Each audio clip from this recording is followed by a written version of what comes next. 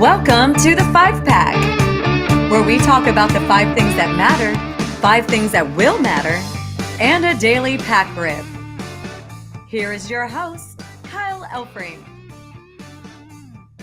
Welcome in on a Tuesday, Better Sports Network. Kyle Elfrink with you. It is indeed the 5-Pack, where we tell you 5 things that matter, 5 things that will matter, and we open up a pack of cards, an old pack of cards. Today's pack of cards is a pack that we have never opened up on the show before, ever. 1990 Score Football. Now, if you were alive and collecting back in this day, this is not the much more sought after 1989 Score Football. This is the next year, 1990. I think 89 Score Football, which had a Deion Sanders rookie card, a Barry Sanders rookie card, Derek Thomas was in that set. It was a loaded set. It's hugely valuable. I think it was so successful in 1989. That was the first year that Score produced football cards that they said, let's go crazy in 1990. This is Series 2. There are a total of 3 series. There are a total of 660 cards. They're pretty attractive cards. We'll get into it coming up later in the show. I'll talk a little more about this set, but for the first time ever, we will have Score Football. And the reason we're doing a football pack today is that for about 2/3 of the NFL, today is the opening of mandatory minicamps. So we'll talk a bit more about that, and we'll open up a football pack in celebration. Yes, indeed. Football season just around the corner. About a month away from training camps opening up everywhere throughout the NFL. We do have a bit of football today, but we got a lot of hoops. We got some hockey. We got some soccer. We got some baseball. We cover it all right here at the 5-Pack. Better Sports Network, 12 to 1. Each and every day is where you can find us. Thanks to our producer, Heather Klein. And let us begin. Where else shall we begin? Even Heather predicted this. I guess I'm getting predictable. Nah, not really. It was the NBA Finals last night, and we have a champion. Now, I'm not going to lie to you, even if you missed this game last night. I'm not going to tell you missed a whole lot. I got to watch pretty well the entire third and fourth quarter. A little bit of the first half, but I made sure to watch the last couple of quarters. And it wasn't a beautiful NBA game. A lot of my buddies were complaining on a text chain that it was, frankly, kind of ugly. And why do people watch this? Not me. Not me. I enjoyed it. It wasn't a thing of beauty. But you know what? If you're a Denver Nuggets fan, it was a knockout of a game. You loved the game because you got your first ever NBA title. Nuggets taking care of business against the Heat, 94-89. They win the series in 5 games, and there's probably only one place to start. It's with Nikola Jokic, who, again, much like this game last night, Jokic was not undeniably great or, out of this world or posting another triple-double. No, it wasn't that. Instead, Jokic was just doing a good game, an ordinary game, if you will, but he still deserves, 2 minutes of video footage to recap what was a truly, absolutely historic NBA playoff run. Let's just give you the rundown of Nikola Jokic last night in the NBA title clinching victory for the Nuggets. The Heat have missed their last 9 shots. Michael Porter cuts, flips it up and in. The foul, by the way, was on Jokic, who still hasn't taken a shot. That ends right now.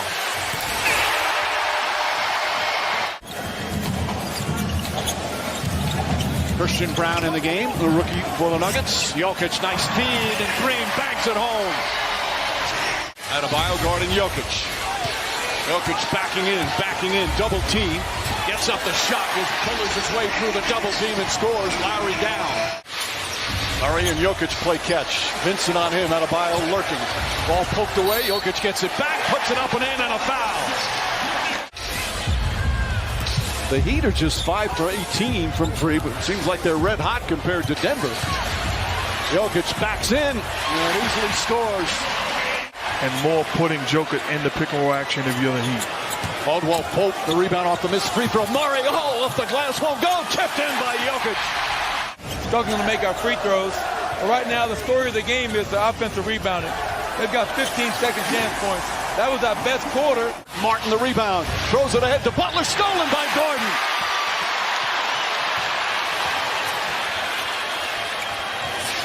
Inside, Jokic. Count it.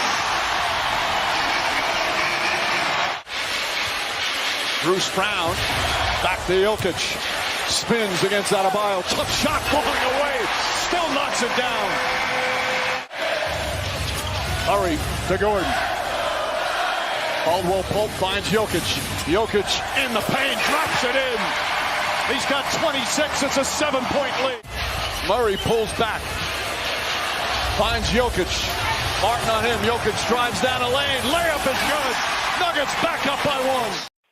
And that would give them the lead that mattered. That layup by Jokic there to put the Nuggets ahead late in the fourth quarter. We were tight at the end.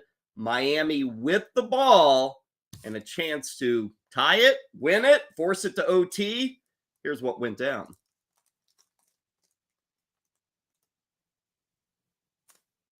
Jimmy Butler on the drive, gets inside, stops. Stolen by Caldwell Pope. Lowry searching. Looking. Finds Strus back to Lowry. There it is, three-pointer. Won't go. Rebound, Caldwell Pope. They're not going to foul. The Heat will let it play out. It's over. At last, the long wait is over. After 47 years, the Denver Nuggets can finally call themselves NBA champions.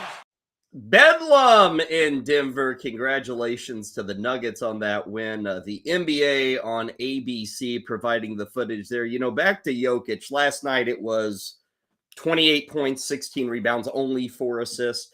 For this playoff, Nikola Jokic, 30 points, 14 rebounds, and 7 assists. Those were his averages. Let me say that again. Average in the postseason, over 30, over 14, and 7 assists. Crazy. How crazy? Saw this factoid courtesy of ESPN. Nikola Jokic is the first player in NBA playoff history ever to lead the playoffs in all 3 of those categories. Points per game, boards per game, assists per game. Nobody's ever done it. Not your Jordan, not your LeBron, not your Nowitzki, not your Kareem, not your Wilt Chamberlain, not your Bird, not your Magic. Nikola Jokic, first ever. Incredible. He's 28 years old. Jamal Murray, 26-year-old. Michael Porter Jr., I think he's like 25. Aaron Gordon's young. They're already speaking dynasty as everyone is what. Whoever wins the title in whatever sport automatically is like, oh, they're going to do it again next season, right? Like that happens every second after that final whistle sounds. It happened last night in Denver, and I get it. You know, the future always looks bright when it's at its brightest. You're like, this is good, but it could be better. Let's hear just a bit in the post game from Nikola Jokic, who had a great quote about his excitement when winning the title, and also the head coach, Michael Malone, who throughout this postseason, I don't know about you, but we played a lot of Mike Malone here on the show. And I always thought he was somebody who gave great answers, insightful answers, cared about the questions. Here's both those guys, Jokic and Malone, last night talking after the victory by the Nuggets. You are an NBA champion, Nikola. How does that feel? It's good. It's good. The job is done. We can go home now. Congratulations, Mike. You know, Pat Riley said something many years ago. I used to have it up on my board when I was a head coach in Sacramento, and it talked about the evolution in this game and how you go from a nobody to an upstart, and you go an upstart to a winner, and a winner to a contender, and a contender to a champion. And the last step is after you're a champion is to be a dynasty. So we're not satisfied. We accomplished something this franchise has never done before, but we have a lot of young, talented players in that locker room, And I think we just showed through 16 playoff wins what we're capable of on the biggest stage in the world. And the best part about it is the people I just did that with. I mean, I love those guys. I love my coaches. Stan and Josh Kroenke are incredible owners. Their support, their continued belief. Calvin Booth, first year as a GM. And I just have to say on a personal note, a huge thank you to my mother and father. You know, I just spoke to them, let them know how much they're a part of this. Their love and support all along has meant the world to me. My beautiful wife, Jocelyn, my two daughters, Caitlin and Bridget. I'm a really blessed person, and I'm really enjoying this moment. So don't screw it up by asking a stupid question. Fantastic finish there. Don't ask the stupid question as he grabs his giant Mick Ultra and takes a swill, a victory swill for Mike Malone. Congratulations to the Nuggets. Don't want to forget about how impressive this Heat run actually was. They were almost out in the play-in game. They were trailing going into the fourth quarter of their play-in game. They made it all the way to the NBA Finals. And Jimmy Butler, I know last night was kind of ugly, had that big mistake, the big turnover we saw there. He still had a very, very impressive playoff run. Same for the Heat as well. They're constantly making it to the finals, or at least the Eastern Conference Finals. Still coming up short. Again, Denver's expected, truly expected, to be back in this spot next year. The odds are already out, and Denver is your lead pick to repeat as an NBA titleist right now, plus 475 to repeat at DraftKings Sportsbook. Let's see, Boston is 550. I have no idea why Milwaukee is at 650. They're going to have to blow up most of that team. Phoenix is 850. Golden State is 1,200. So right now, it's all Denver all the time, and they are your favorite to repeat next season. Again, congrats to them. We're not done with the NBA. No sorry. In fact, like 9 days from now, I think it's June 22nd, we have the NBA draft. And that is the moment when San Antonio will select Victor Wembanyama as the number 1 overall pick. Okay, that was a big moment that matters. Let's move to our second moment that matters. And maybe this is just as big. It might be. We have spent a lot of time. I don't know why this story fascinates me, but it does. As a lifelong baseball fan, I dig it. It's the Oakland A's. The Oakland A's, how bad they are. The whole thing with moving from Oakland and packing their bags for Vegas, trying to get a stadium approved in Vegas, getting like 4,000 people a night at Oakland. I'm fascinated by the losing culture at Oakland. But maybe, that culture is changing. I don't know. Did you see what happened last night? We warned you about this on yesterday's show. The Oakland Athletics, they won last night. They won again last night. They did it against the best team in baseball. The Oakland A's, ladies and gentlemen, have now won 6 consecutive games. Honestly, look at the highlights. Here is the proof that they've won 6 straight. That's in the gap. And that's going to get down. And that's going to score 3 runs.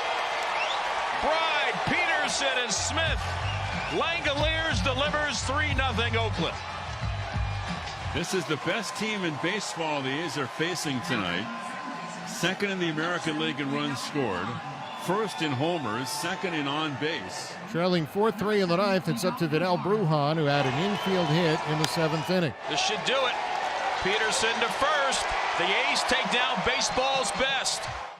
How about those Oakland A's? Did you see the record there at the bottom of the screen? 18-50. Now, many might say that's embarrassing, 18-50, but with that win last night, the Oakland Athletics, the historically awful, like we haven't seen a team this bad in 130 years.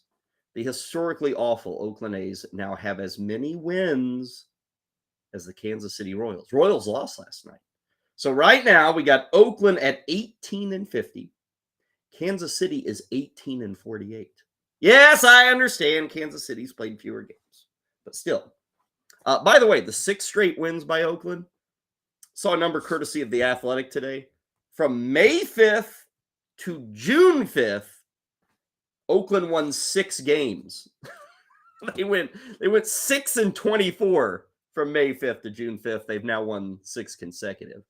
They've also defeated Pittsburgh, Milwaukee, and Tampa. Those are 3 teams that all have playoff hopes right now. By the way, with that win against the Rays last night, Oakland is only 29.5 games back of the Tampa Bay Rays. They will do it again tonight, looking for number 7, 9:40 Eastern. Taking on the Rays again. It'll be Jalen Beeks going for Tampa and some dude named Hogan Harris going for Oakland. I should know odds-wise, Oakland is up to plus 180. What was it last night? They were plus 220 to win. So I don't know the last time the A's have been plus 180. Probably was the first week of the season. So history in the making, folks. History in the making. Also tonight is, what are they calling this? The reverse boycott night. There is a group of Oakland A fanatics. They exist. Believe me, I've been to Oakland. They exist. They have a fan base. They're not showing up because the team has quit. The ownership has quit. The first 7,000 fans that come to the game tonight will receive green Oakland A's colored shirts that simply say "Sell," S-E-L-L, sell across the front. They are hoping, this reverse boycott and the organizers, they are hoping for a sellout tonight. One thing to follow is in the 5th inning, top of the 5th. Of course, Tampa will be batting. The plan is for everyone in attendance to stand up and to be silent for the entire at-bat, to not make a sound in a major league stadium that hopefully will have well over 40,000 fans in the stands. You might ask why the 5th inning. The A's have been in Oakland for 55 years. So they said, we'll make a statement come the 5th inning. So that's something to watch tonight. Even if you're not interested in the 18 and 50 A's, which for some reason I am. But anyway, good times, good times. Hey, let's stay in the AL West.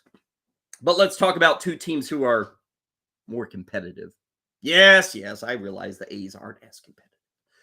Big series in Texas to start the week. The Rangers, who are playing great baseball, first place in the AL West, taking on the LA Angels. Our third sports item that matters today is the great Shohei Ohtani. Let's take a look at last night in Arlington. They cover it. It's this one well, left center field, pretty deep. This one's going to go a long way. The game is tied. Shohei Ohtani covered it all right. It's his 19th home run, and it's 5-5 in the 7th.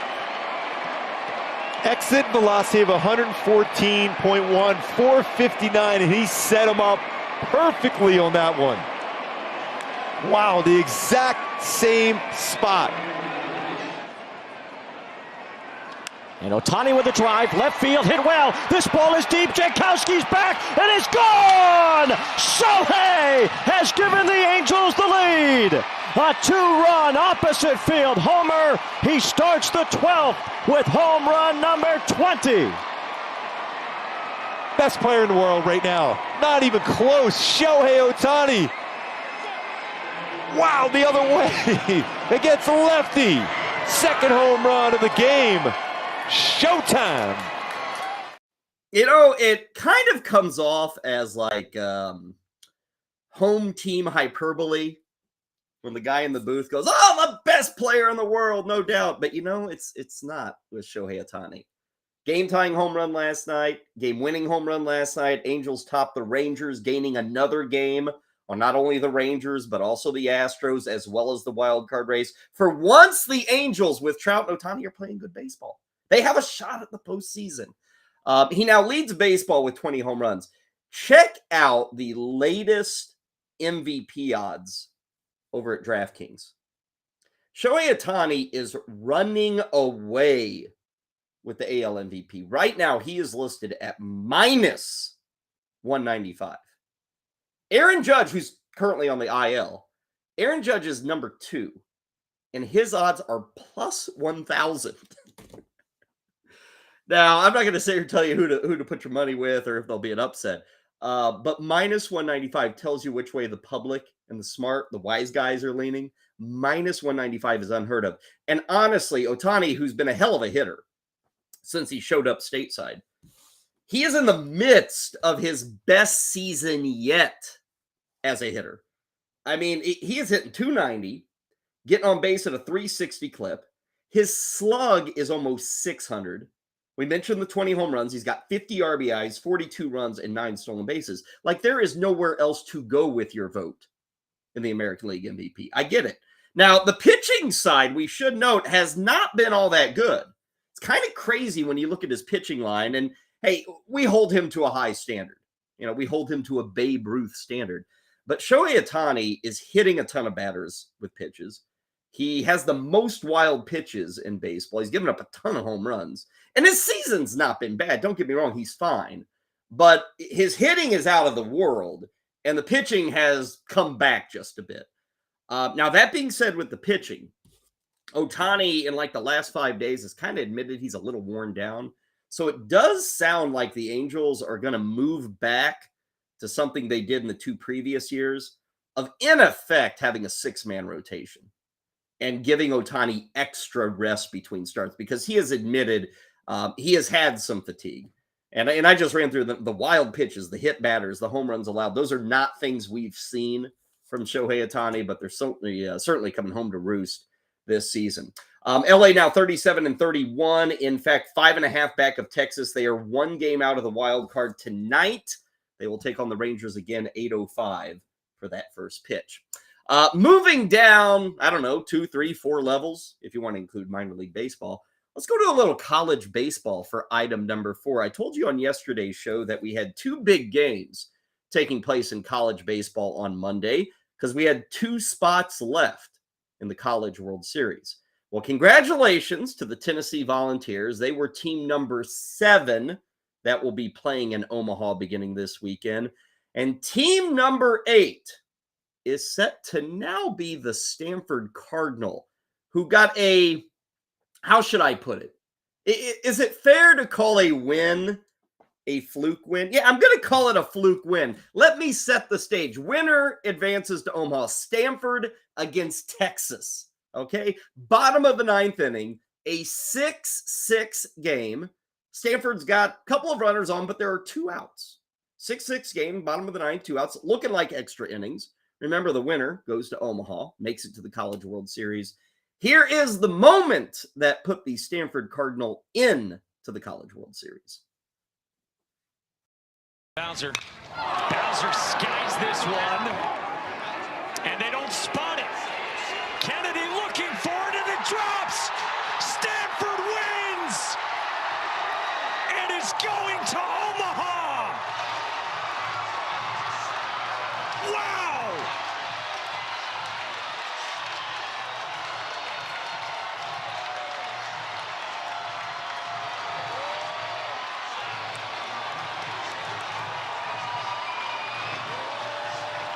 In the twilight sky.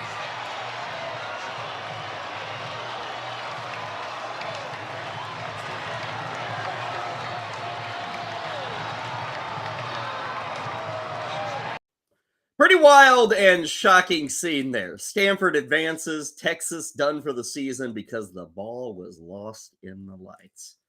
How often do you see a season end that way?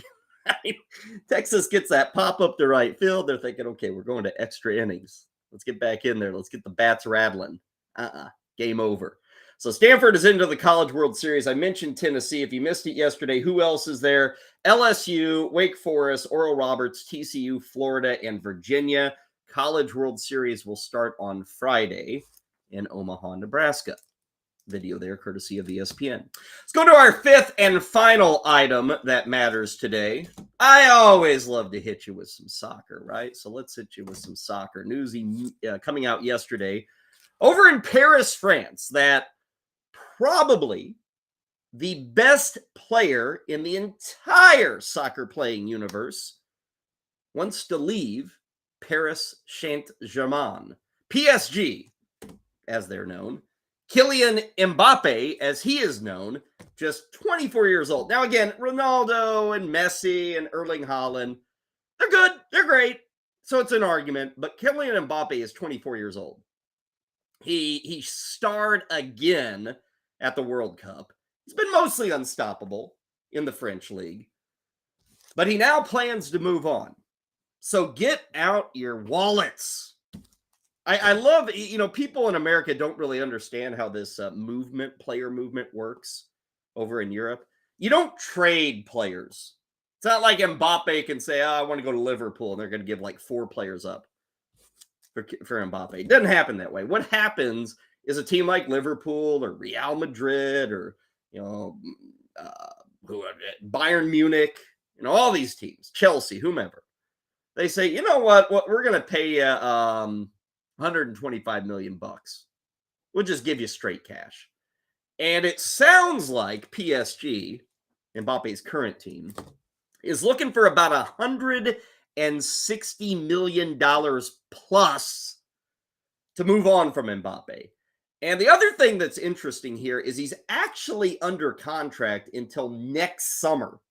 So he still has a whole year of being under contract. Problem there is if PSG holds on to Mbappe that whole time, they lose him for nothing. They get nothing if this 24 or by then 25-year-old moves on. So they're best served moving on now. They're best served getting $160 million. Who might he go to? We're already hearing Real Madrid. Real Madrid is making a lot of changes with their team. They're a historic squad out of the Spanish league. We are hearing they will go full bore. They will meet the asking price of PSG, going well over 160 million US. This is not something that will be settled today. Probably will take a week or two. But Kylian Mbappe coming back and saying, you know what, I want out. It's kind of like Shohei Ohtani. If Shohei Ohtani had maybe this past December come out publicly and said, you know what, I'm not staying here. I'm not sticking around. There's no way you're re-signing me. Make your decision, Angels. And then the pressure would be on, and the Angels would have to say, oh, we probably want to get something now for Ohtani. And there is still talk of Ohtani maybe at the trading deadline this year. But that's what we've got with Mbappe. Now, all these big teams, giant teams, with a lot of money, can go out and buy a 24-year-old superstar, not on the open market, but on the closed market, the bidding market. How about that with PSG?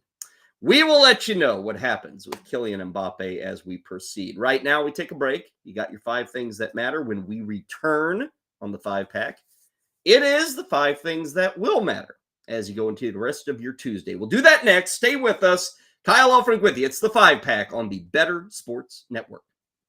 Big shout out to the Denver Nuggets. For the first time in their franchise's 47-year history, they can call themselves NBA champions. Shout out to the Denver Nuggets. Shout out to the city of Denver. And listen, what a fabulous season it was for the Denver Nuggets. To be completely fair, they came into the season as one of the teams that were favorites to win the NBA title this year. And the thing with the Denver Nuggets was always this: if that core of Jamal Murray, Nikola Jokic, and Michael Porter Jr. can all stay healthy and put it together for one season, that they will go on a run. The mission complete. Shout out to Michael Malone, Nikola Jokic, the big man, finals MVP. Know how great Jokic was, averaged 30, 14, and 7 in the finals, taking home the finals MVP. And such a humble superstar Jokic is. After the game, as a celebration is going on, he doesn't go to celebrate with his teammates. He goes console the Miami Heat. And then when the microphone's in his face, he says, job's done, I'm ready to go home. That's the kind of NBA superstar that you can win multiple championships with. Shout out to the Denver Nuggets. Plan on seeing them back. Great season in Denver. Curious of your thoughts on the Denver Nuggets in the upcoming NBA offseason? Leave your thoughts down there in the comment section. While you're down there, check out a special offer from our friends at Fantasy Alarm.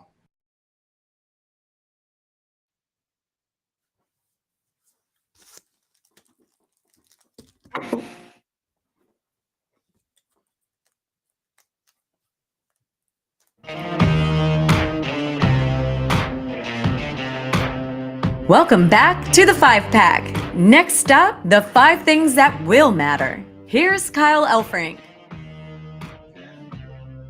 Taking you up until 1 o'clock here on the Better Sports Network. Coming up at the top of the hour, about a half hour from now, lightning round fantasy football will head your way a bit later today. We've got Better Sports Betting with Dan Servidillo. That's at 4 o'clock. And then tonight, for those who love to dig into all things PGA and for those who are looking for a betting edge on the upcoming U.S. Open, make sure to tune in to the Tour Junkies. They get coming your way at 7 o'clock. As for us, we are proceeding through our 5-pack. It is now time for the 5 things that will matter. You just heard Corey talking about the Denver Nuggets clinching the NBA Finals trophy last night. We spoke about it in the previous segment. There is still yet another trophy that is up for grabs. Yes, tonight, Game 5 in Las Vegas. The Vegas Golden Knights can win the Stanley Cup if they can knock off the Florida Panthers. By the way, you see this guy here? See the guy there cleaning up with those white gloves? It's a guy by the name, if you don't know this story, you should look it up. His name is Phil Pritchard. Phil Pritchard lives with the Stanley Cup. Like, really lives with it. Travels all over the world with it. He will bring out the trophy tonight if the Knights win. He will bring out the trophy whenever the title is decided. He is the man who travels all over the country. He is the man who, when the players get their single day to celebrate with family and friends, whomever, over the next month or two, Phil Pritchard, that guy, he travels with the cup. He keeps it safe. So it's still in his hands. But tonight, it may move into other hands. It may move into the hands of the Vegas Golden Knights, who, if they win, they would become the fastest expansion team to ever win the Stanley Cup title. They would win it in year number 6. The current record holder is the Philadelphia Flyers, who won it in their 7th season of existence. Now, Vegas is a heavy favorite tonight.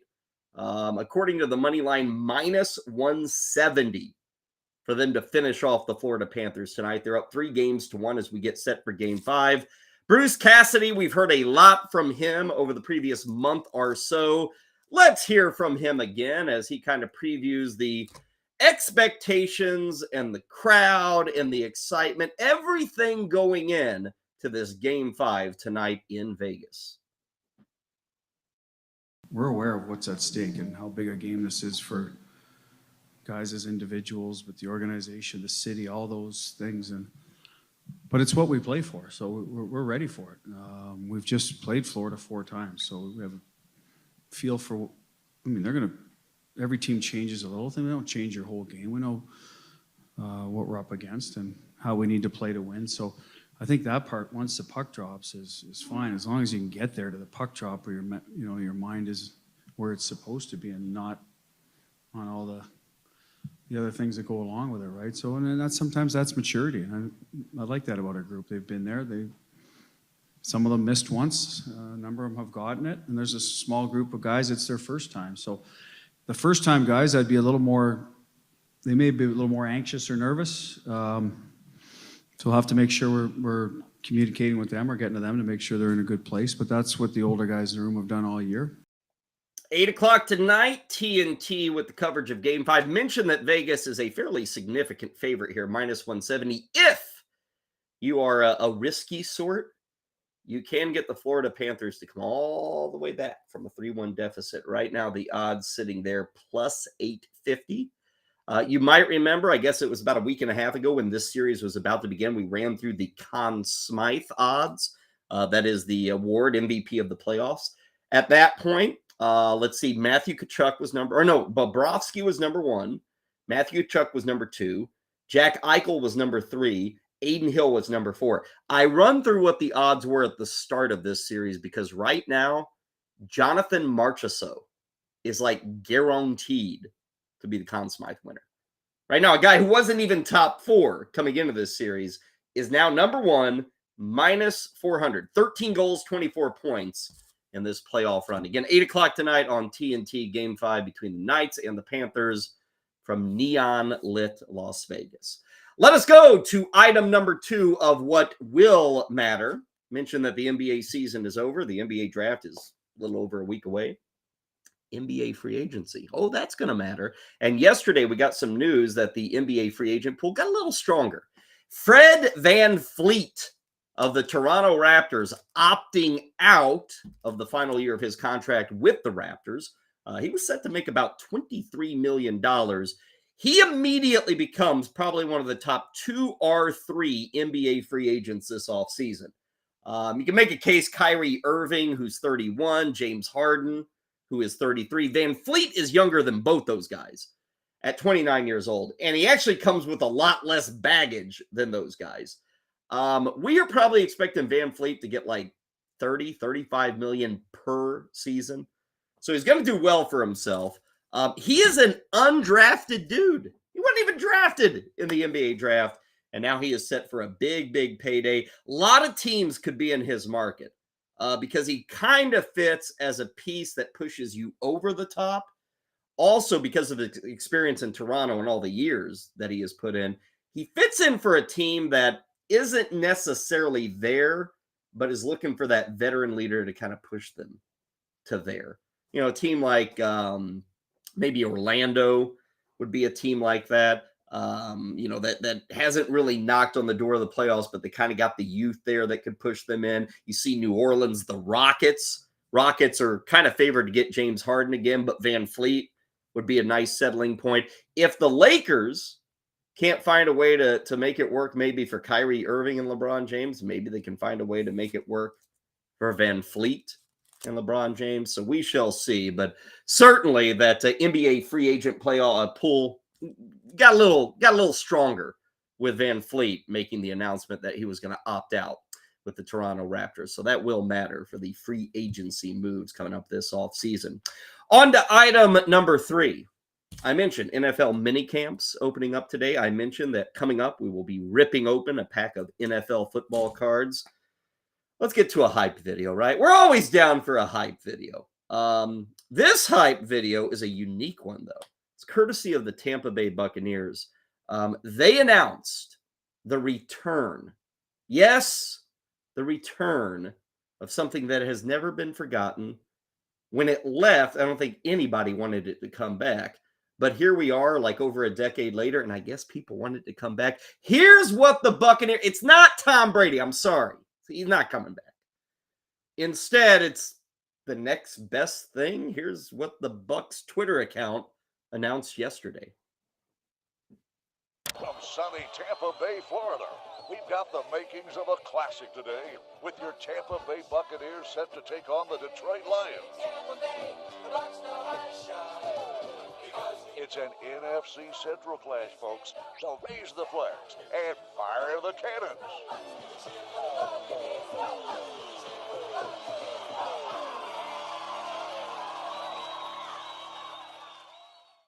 Ah, yeah, that guy, the Tangerine Pirate, he's coming back. He's coming back in mid-October this year.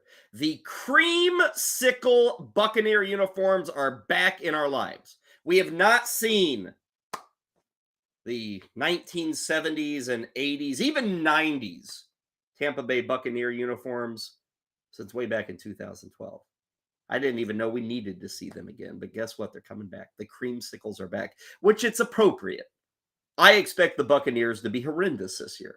The Buccaneers, in my estimation, are going to be lucky to win 5 games. That's where I stand on it. So why not bring back these dastardly uniforms from a dastardly period of time in Tampa Bay?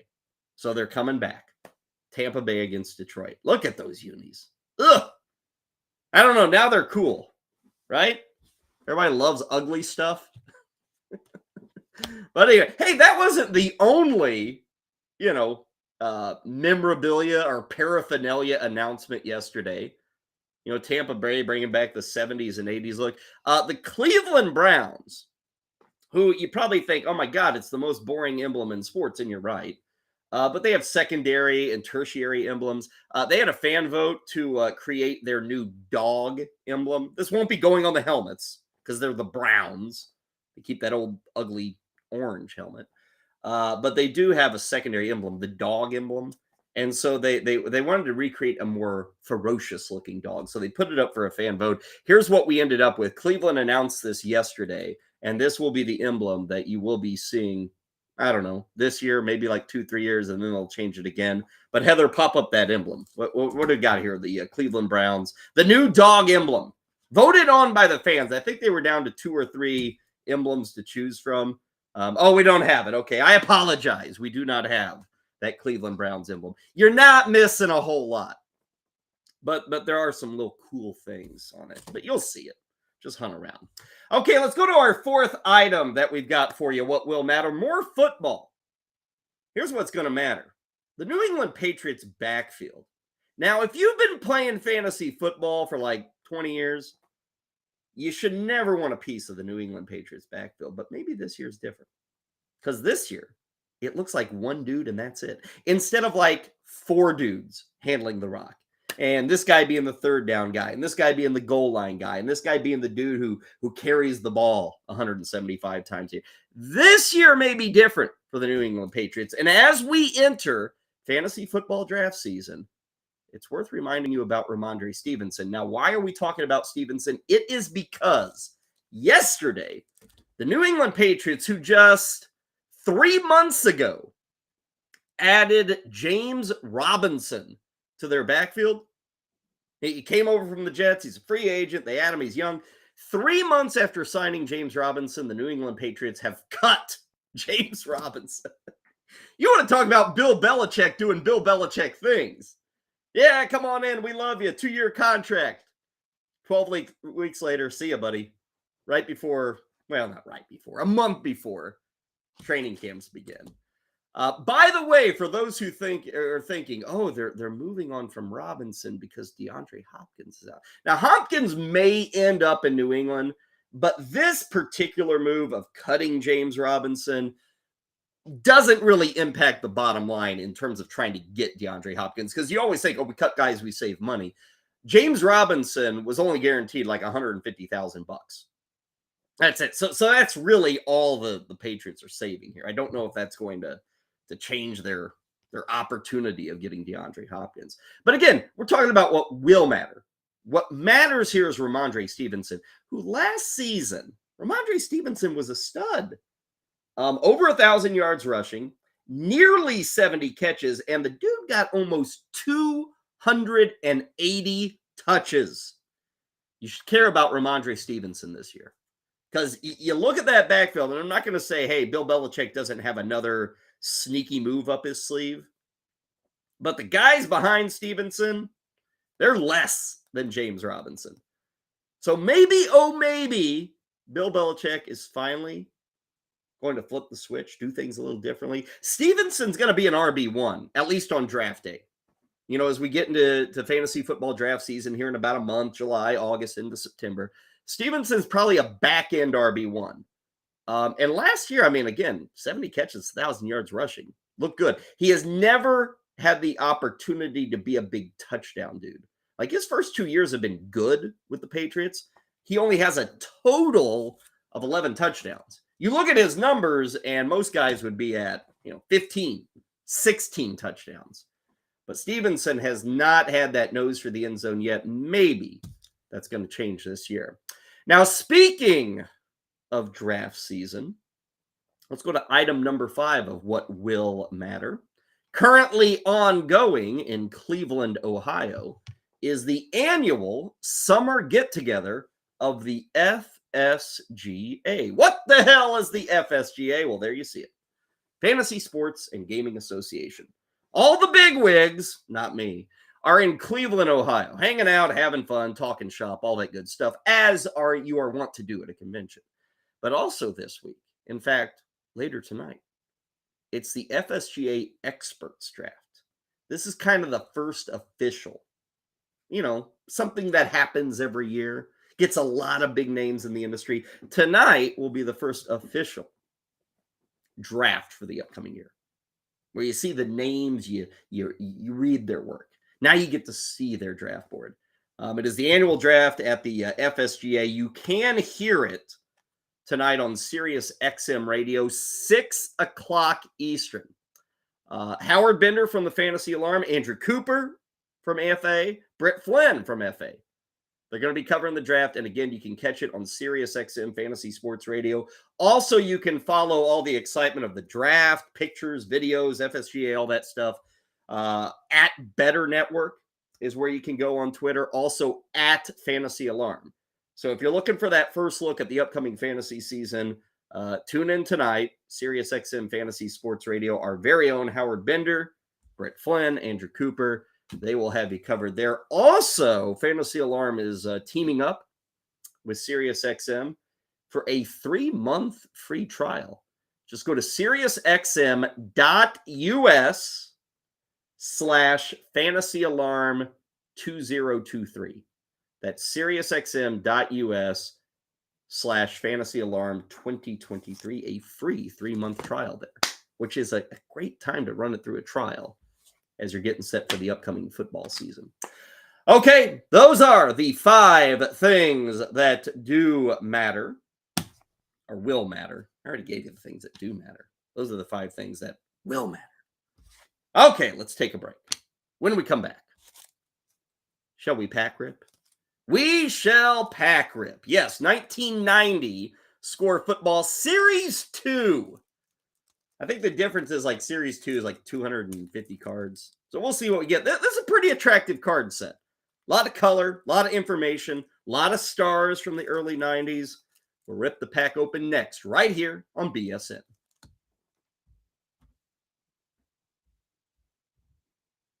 Dameon Pierce has been one of the most talked about running backs post-draft, since the Houston Texans really didn't bring in any competition. But should you expect him to perform the same way he did last year? Pump the brakes a little bit on that. As good as Pierce was in breaking tackles and creating yards after contact last year, he was severely lacking in pass protection, ranking 124th. The Texans also brought in Devin Singletary. I expect much more of a committee approach. At an ADP of 67.6, I'm steering clear of Dameon Pierce.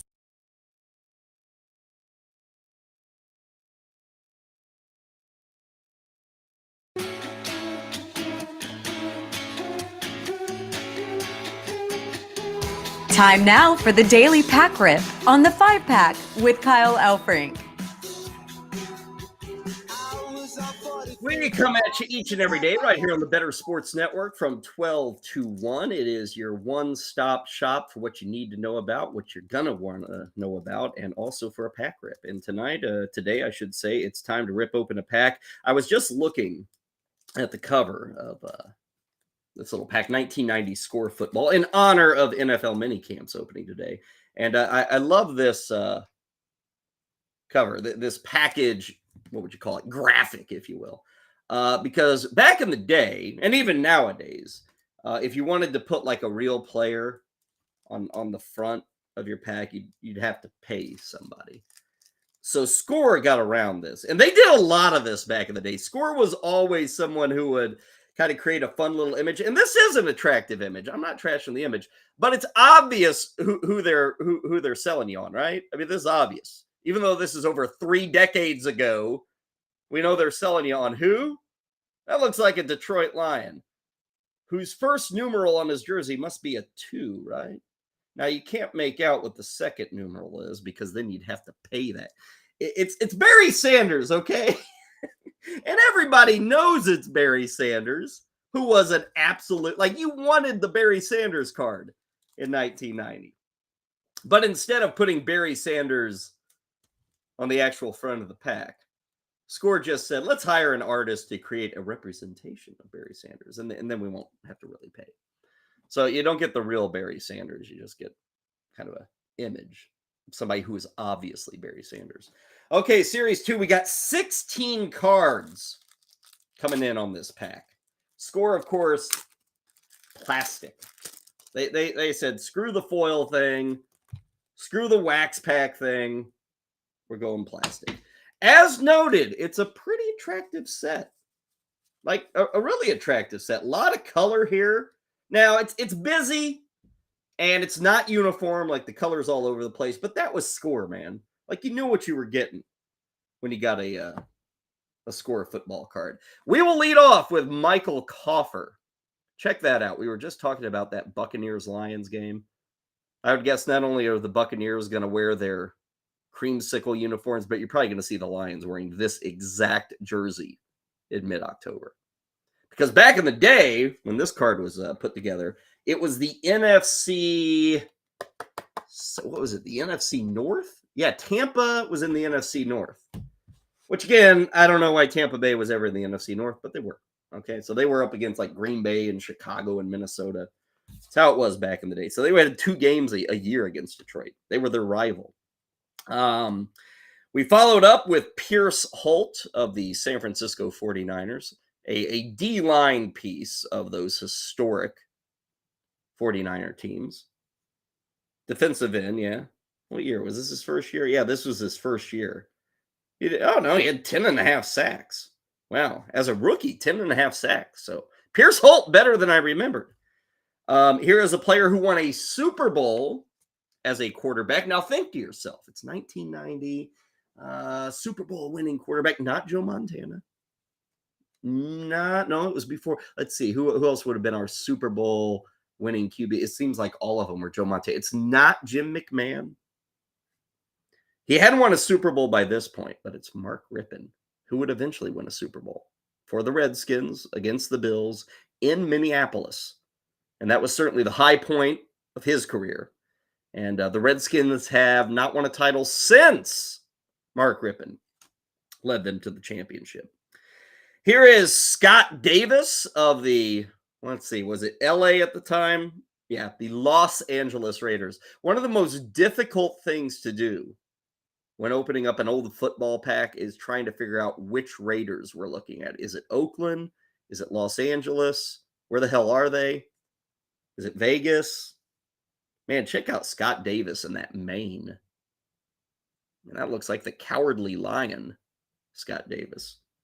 Speaking of old unis, some people like their creamsicle in Tampa. Other people like their old-time Patriot unis. Check out the wristbands there by wide receiver Sammy Martin. That guy is wristbanded to the hilt. Sammy Martin. He didn't do a whole lot. Does that look like a receiver to you? You think this guy could last? Well, I take that back. You can even see on the back of the card, they reference him as a kick returner. How many catches did he have? I don't know if he had a catch in this season. He must have been just a return specialist. How about that? Back in the days when they had return specialists, this is what they look like. That's why the NFL got rid of them. Look at him, racing down the field. That official appears to be on a Sunday afternoon walk. Does he not? Just casually strolling down the NFL sideline. Okay, let's see who gets tackled. Eric Hill of the Phoenix Cardinals. He was a linebacker. I'm checking out the back of the card here. Yeah, he was a high-end draft pick. 1989 draft pick. He was the 10th guy off the board. LSU is where he was from. Did not have a good rookie year. Even though it says he was one of the more impressive rookies, his stats don't really show it. But there's Eric Hill, the Phoenix Cardinals. Big shoulder pad era. Wow, speaking of big shoulder pad era, Hall of Famer Ted Hendricks. Now that's when football players were football players. Big guy Ted Hendricks. He was called the Mad Stork because of his gangly frame, 6'7", 235, and all-out style of play. Check this stat out. If you remember nothing else from today with this edition of the 5 pick, just remember this. Ted Hendricks, a linebacker in the 70s, back when guys killed each other on the football field.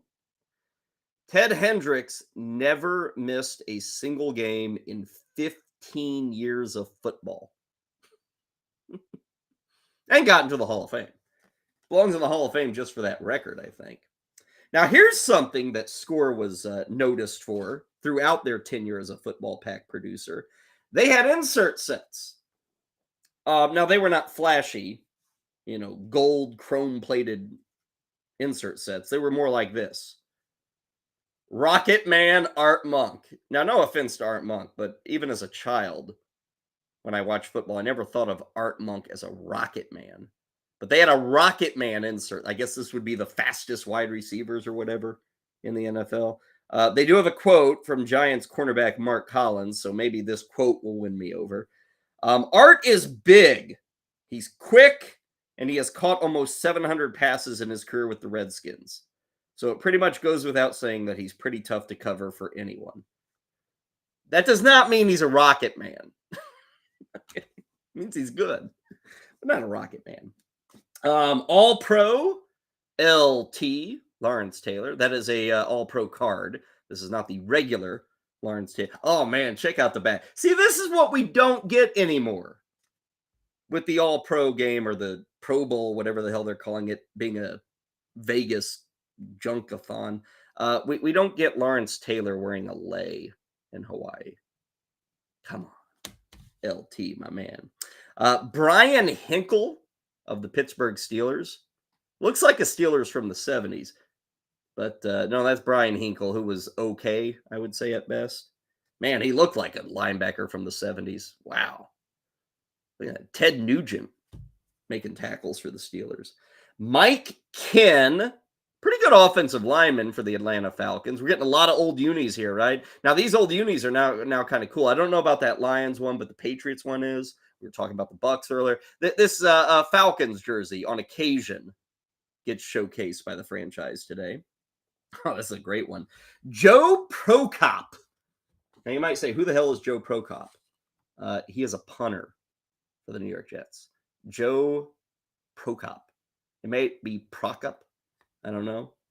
Look at that. Man, punter helmets. Don't you miss those things? Punter helmets. 1990 rookie, the number one pick in 1990. I got his card here. Usually, I get the guy who is the number one pick. Card going to be worth money, right? Not so much. Jeff George out of the University of Illinois, drafted number 1 overall by Indianapolis. Now, Jeff George was not a bum. Jeff George was not very good with Indianapolis. He went to Atlanta and he was fine. It was decent, but he was supposed to be a superstar. Everybody loved Jeff George's arm. He had a rocket. But he was one of those guys, number 1 overall pick, kind of failed. And Indianapolis, 5-6 years later, drafting Peyton Manning because of the Jeff George mistake.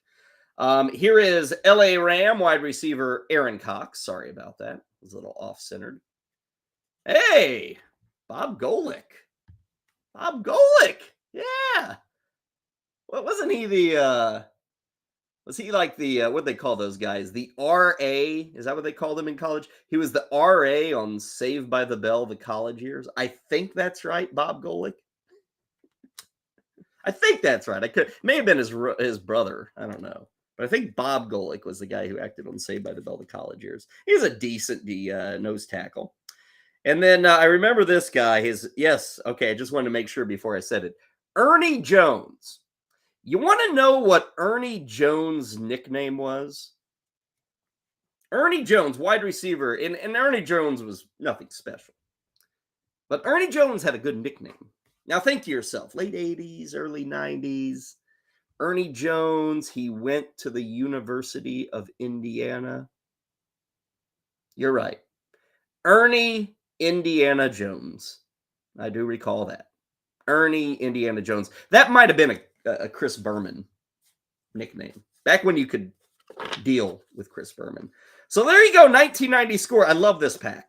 Like I said, a lot of color, a lot of distraction, but great looking cards. Backs, fronts. We got to get more of these. That'll do it for today's 5-pack. Our thanks to Heather Klein. We'll be back tomorrow, another pack. 5 more things that matter, 5 more things that will matter. It's every day, 12 Eastern, right here on the Better Sports Network.